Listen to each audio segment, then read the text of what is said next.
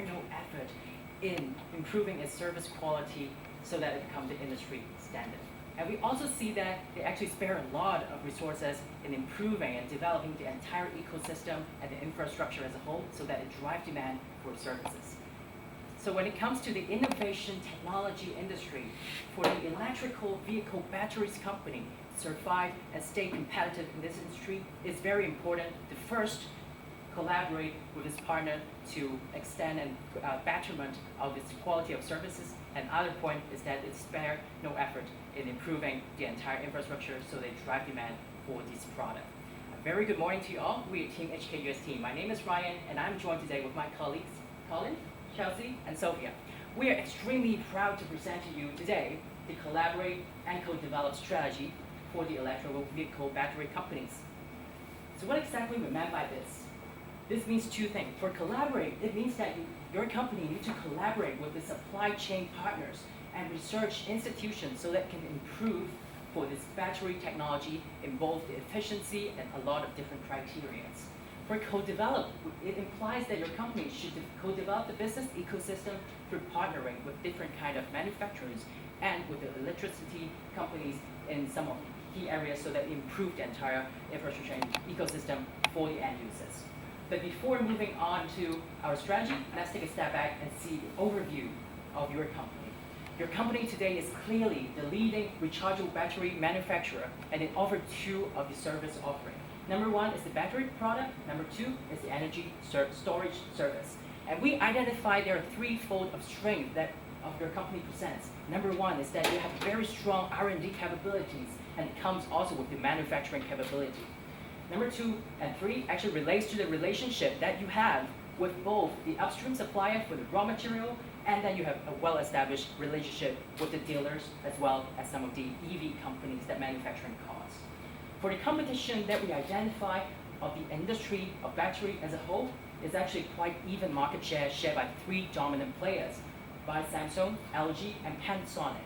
So that we can see that the competition is spared evenly, but how exactly we can grow the entire market share will be the focus of today's presentation. And then we take a look at the EV market as a whole. We see it as a promising in the future because currently you're having 3%, the EV accounts for 3% of the entire automobile industry. And we see that in 2020, it will account for 8% of the entire automobile. So it's a huge increase over there, huge potential. For geographical markets, we see that identify 4 regions. US and Japan, they're actually quite aware about the environmental protection awareness. So that is very good, promising for EV to penetrate this. And then it's also a very well-developed region. For China and Europe, it's actually quite politically, for China it's quite politically driven in terms of the business environment. It also has a very relatively lower environmental protection awareness. And for Europe, we also see that it's quite dramatic. So we see that a huge potential lies with 3 factors: political, environment, and economy with the EV industry. First, political, as a whole, globally, advocate is prevalent in terms of the regulations, and we have a standard in the emission standard. And for environmental, people have become much more aware about the concept of environmental protection, so it's a good thing. And then for economy, we see that there's a plummeted last year and this year in the oil price and all the fluctuation things happen going on with the oil, and different countries actually getting rid of dependence on oil. So this actually quite benefit to the EV market. And the implication here that we would like to draw is that EV is promising. And then we also want to take a look at the supply chain that your company, the supply chain of your company.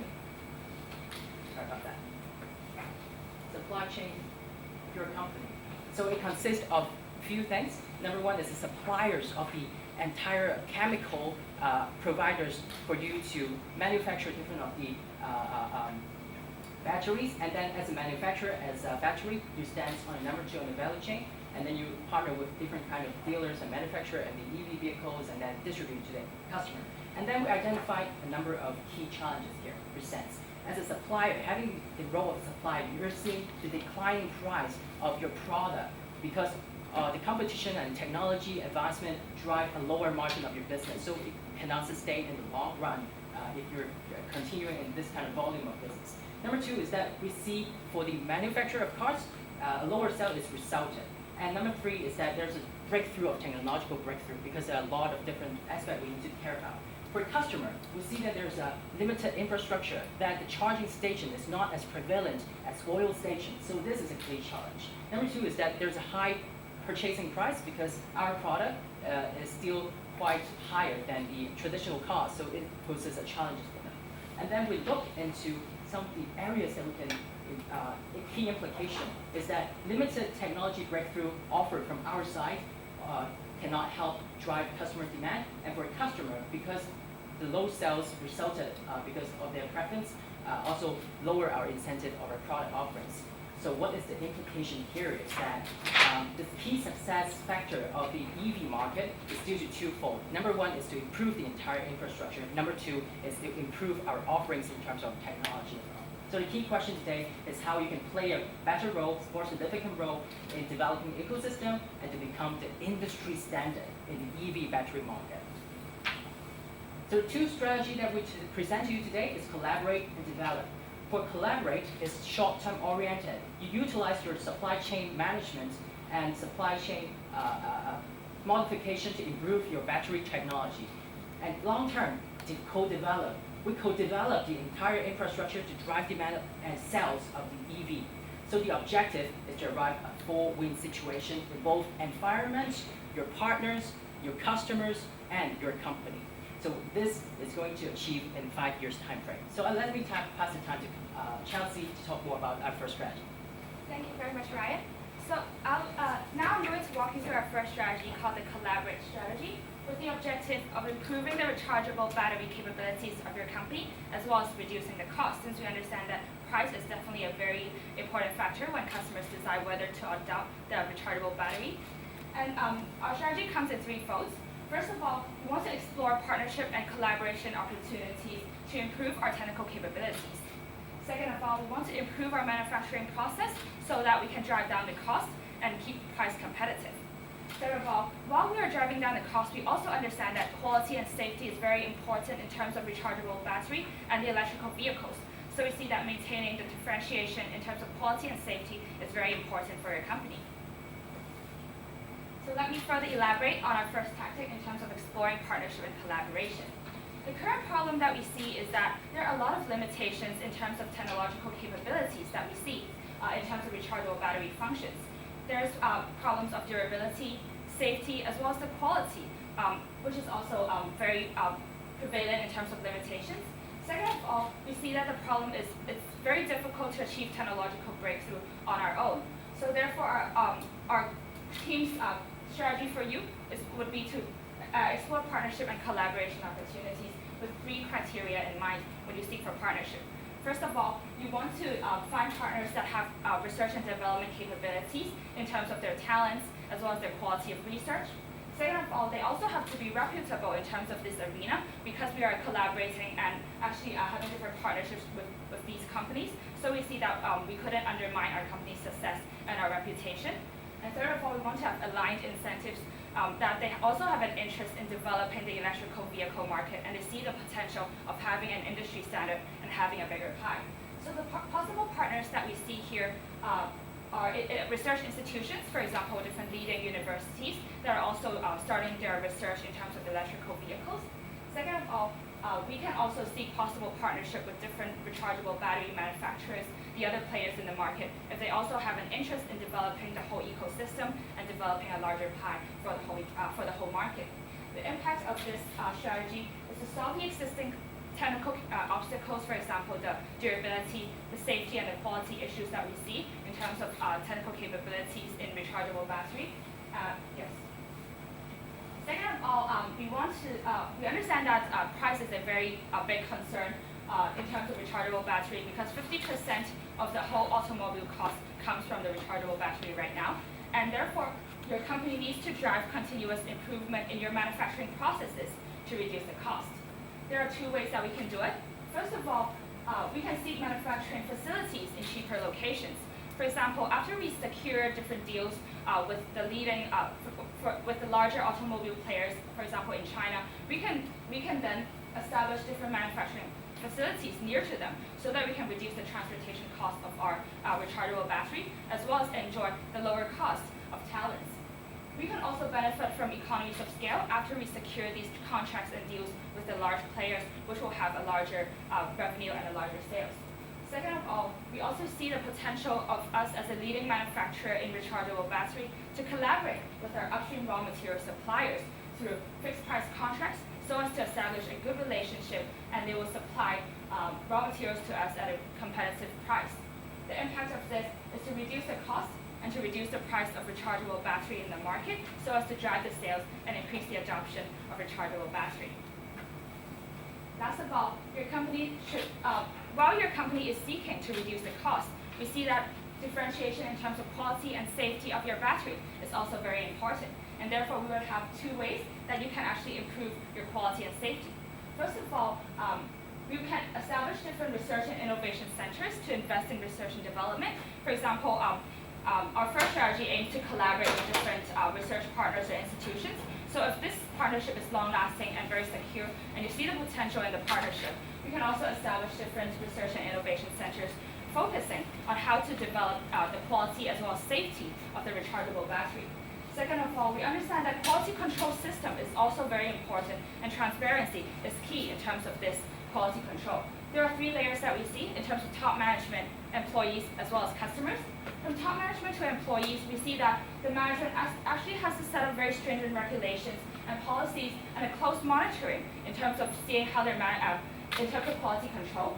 From employees to customers, we see that before the actual launch of the rechargeable battery, before we send it off to the dealers, we need to have very stringent testing as well as quality checking to ensure that every rechargeable battery is safe and is of high quality. And we see that this is not only a downward trend, the customers can also give feedback back to the company in terms of how can we continue to improve its quality. So under our collaborative strategy, we aim to improve our technical capabilities to reduce costs as well as to ensure our quality. Now I'll pass the time to Colin to talk about our second strategy. Thank you, Chelsea. So when we understand that improving the performance of battery is important, but what's a more strategic priority for us as an EV battery supplier is to co-develop the market. So that's why we have the co-develop strategy, which is to co-develop and expand the electric vehicle ecosystem so that we can encourage the mass adoption of electric vehicles. So how can we do that? We can participate in the development of EV infrastructure with those EV companies. And I'll walk you through the details. So first of all, I would like to talk about why developing the infrastructure is the key. So we understand that the critical success factor for the battery companies or the battery manufacturers is really we have to have a high adoption of electric vehicles. People have to buy the electric cars so that they will buy the batteries. Otherwise, other collective deals can possibly happen. But it takes two factors to achieve the mass EV adoption. First of all, we need to have a good battery technology. And second of all, we need to have a well-developed infrastructure, such as charging station and auto supplying service. And we see that for battery, it's low margin. So we need to have a high volume sales to achieve this, and what it takes is the mass adoption. So how we can participate in part of this along the process chain? So we can have the capabilities to develop the infrastructure in two flows. We have the technological capabilities, which we produce the battery so that we can understand how we can recharge battery most effectively and put more resources on looking into how we can do this better. And second of all, we also have the financial capabilities, as our parent companies have a lot of resources to us, and also we can have the sufficient financial capabilities in achieving this infrastructure development. And we need to co-develop this market with the EV manufacturers. So there are a couple other ways that we can do. We can open our own charging station infrastructure to encourage adoption, or we can just partner with other competitors, other battery suppliers. But the most effective way is really to partner with those EV manufacturers. So a couple of reasons. First, we have existing relationships that we can leverage on, and then we are supplying our batteries to these EV manufacturers so that we can better fit in terms of addressing the compatibility issues and also charge the battery more effectively. And also in terms of the cost and capabilities, if we partner with them, we can also share the cost, and also we can leverage their capabilities in terms of making the car and fitting the recharging facilities in the best way to the car. So we understand that developing the market is essential and the infrastructure is essential. And we can see the value drivers in the future will not just come from the EV manufacturers, but also the end customers. So while we participate in developing the infrastructure, the EV customers, when they charge or recharge their electric vehicles, they can also have a revenue source to our company. And more importantly, is that it can achieve the mass adoption with developed infrastructure, so that people, when they drive the electric vehicle, they can just easily charge their EV, because this is a promising trend, as you mentioned earlier, and also it provides other benefits to the environment as well. So how can we start the co-development? So we partner with the large-scale EV manufacturers, possibly the partnership we are having right now. And in phase one, we will aim to target the US and Japanese market, because they have a higher environmental awareness about adopting the electric vehicles.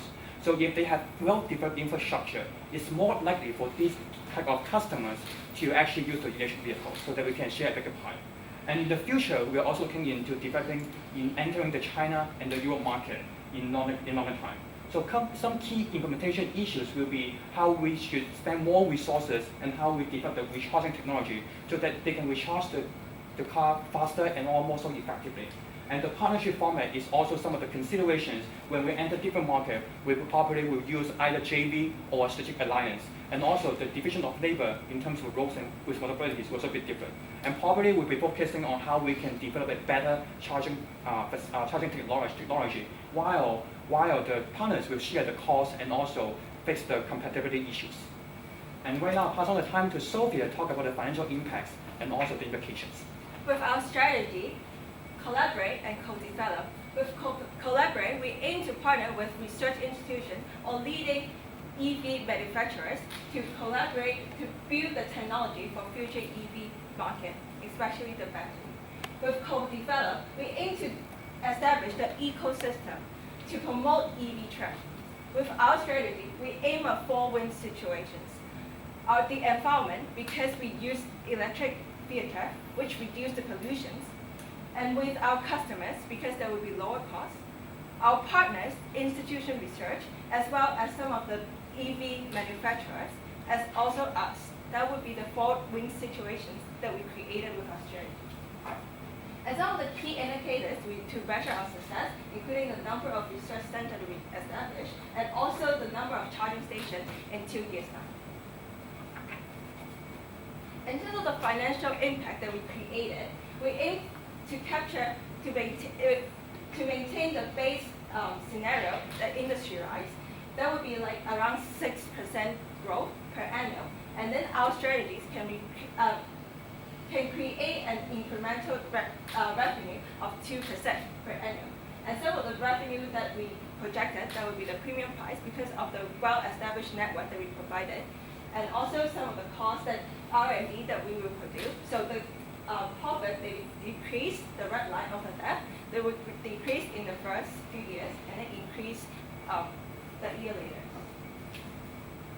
And when we are discussing about our strategies, we also measure some of the risks that potentially happen. For example, the first one, the potentially lack of incentive on the partner, as well as some of the intellectual property rights. Last but not least, to summarize our strategies with our implementation plan, for example, seeking for potential partners and also some of the research target for our charging stations, we aim to establish the first research center by the end of the, after 1.5 years, and then 3 years later, then we can launch 25 charging stations and increase step by step.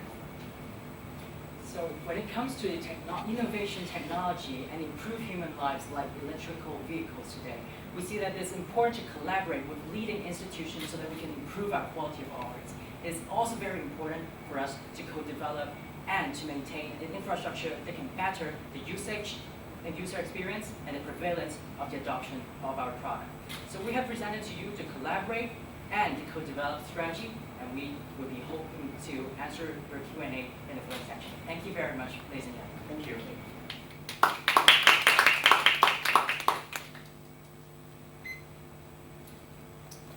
Well, that was very well done. Thank you very much for that. So we presented well. Very comprehensive strategies. Obviously digested all the information very well and presented it back in a comprehensive and cogent way. When you talk about your partnering strategy, could you talk a little bit more about how you would go about finding those partners and what would be the nature of the partnerships? Are you referring to the partnership with the research institution or a partnership? Okay. So, yeah, in terms of partnering with the research institution, first of all, we will identify the key partners that can fulfill the criteria that we have, such as they should have a strong focus in terms of improving the technology, better technology. They also should be reputable and also is the leading research institutions. And then we can approach these partners by saying we have a shared incentives in terms of developing the better technology. So I believe right now in the market, Tesla is one of them who's doing a lot of innovations in this regard, and other institutions, universities are also doing this a lot of work in this aspect. So this is how we will co-invest into R&D in this regard, and then because of the shared incentive, we believe that by partnering, we can achieve a higher chance to achieve a breakthrough in the performance of better technology. Thank you.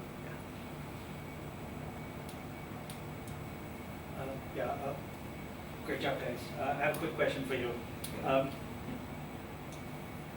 In what you described to me, I understood what you said. The question I have for you is twofold. One, you don't talk about the nature of the life of a battery and what you're going to do post facto and how you're going to recycle maybe in the concept, one. And the second question I have is, what are you doing to actually focus on developing markets? That's not mentioned. You only mentioned China, Japan, and US. Okay, so I would like to answer the first half question in terms of recycling. This will also be included in the partnership. So when we try to partner with different companies or institutions along the supply chain, recycling companies is definitely one of the concerns that we have, and one of the partners that we will collaborate with in terms of recycling the batteries that we have. And also when we partner with those research institutions, we are hoping to increase the lifespan of the batteries to achieve a breakthrough in this regard. And regarding the second question, in terms of emerging market that we are having right now, so right now for EV, it's still a very fast growing and developing trend in the world. So we see the adoption in those EM may be lower compared to other more developed markets such as US, Japan, China, or Europe. So we would like to first develop an ecosystem in US and Japan so that we can set an successful example in other countries. So there will be a step-by-step process, and definitely in the future we can foresee like people just drive the electric car because environmental pollution is like quite severe, and then this will be how we approach this market. Okay. Congratulations to the team. I think a very good presentation. My question surrounds the government regulations. Could you elaborate a little bit more on how government and related regulations would come into play in value proposition? I think the government regulation now comes in two different ways. Number one is how we can effectively control the emission of the CO2 productions. So this actually would be very beneficial for our EV manufacturing companies. Together as a supplier of EV companies, we also enjoy a lot. So in terms of value proposition, the close ties with all these kind of EV companies will actually help us to gain a firm footage when the products has become much more prevalent in that particular region because of the favorable government regulations and all the different laws that have been enforced. So this is the first part. The second part is the tax rate, about how our innovative technology can enjoy a tax favorable environment. And this particular can impact a lot in our earnings because of the favorable tax environment. But like say for example for China, we understand about the government encourage a lot about innovative technology industry. As for US, we also for developed countries we also see the same trend. So I think these two areas would be sum up with how we can benefit. How about the impact of? Sorry, go ahead. You wanted to add something? And how about the role of government and regulations on the flip side, which is on the consumer side, because clearly the buy-in from the consumers in terms of propagating much more usage of electric vehicles will be required in order to drive demand for EVs. So does your question refer to how the government influence the end user consumer? Correct.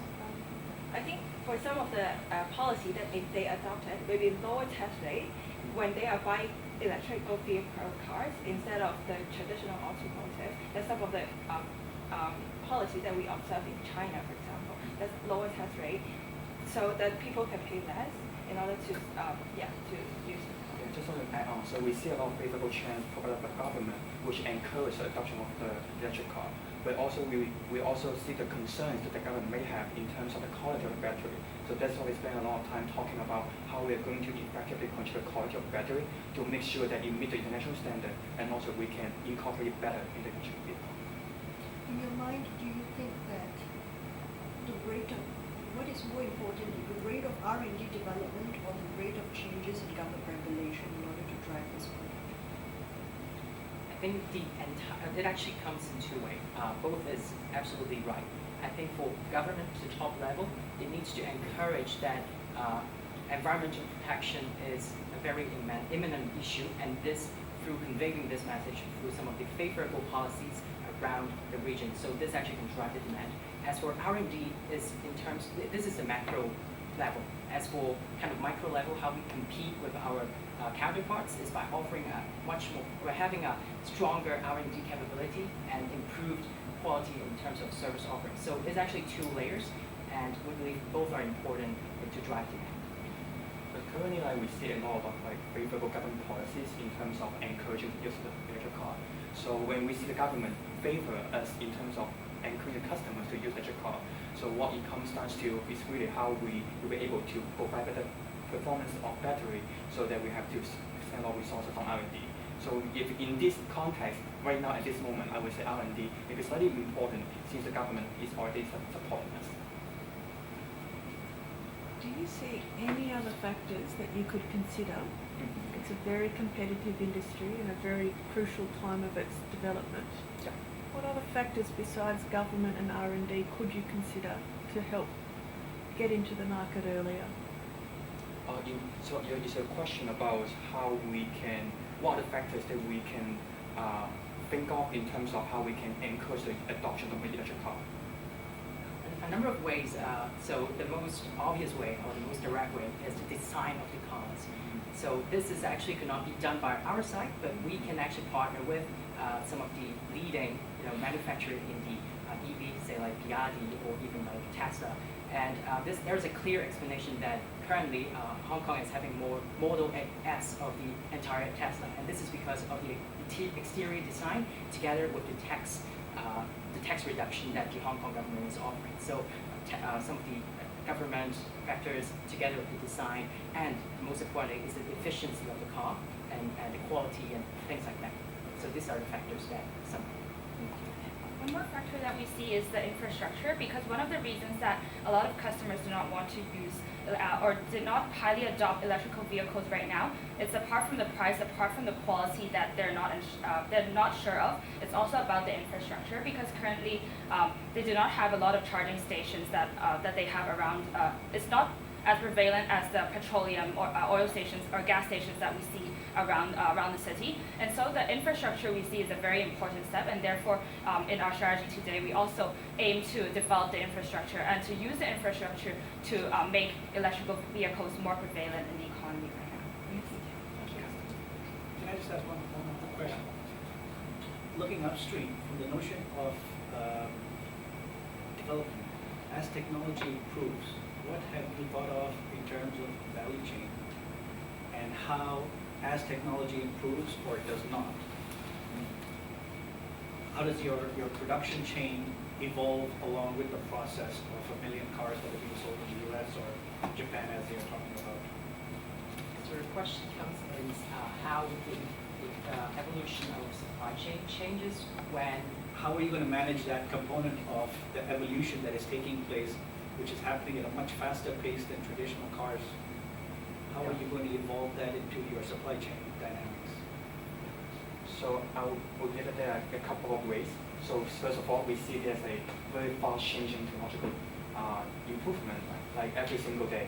So definitely we have to invest a lot in R&D, have a stronger R&D focus, while trying to shift away from the manufacturing part of it.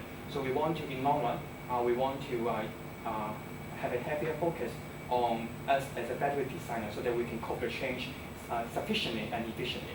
And then in the second, and then the other way will be we also have to cater for, so given this technological change, and let's say our battery does improve a lot, we see there will be a large adoption in terms of customers using electric car. So that's why we really have to step forward and then jump into the development of the infrastructure so that customers, when they actually use the car, they can use our charging station, so they will stick to us in buying batteries.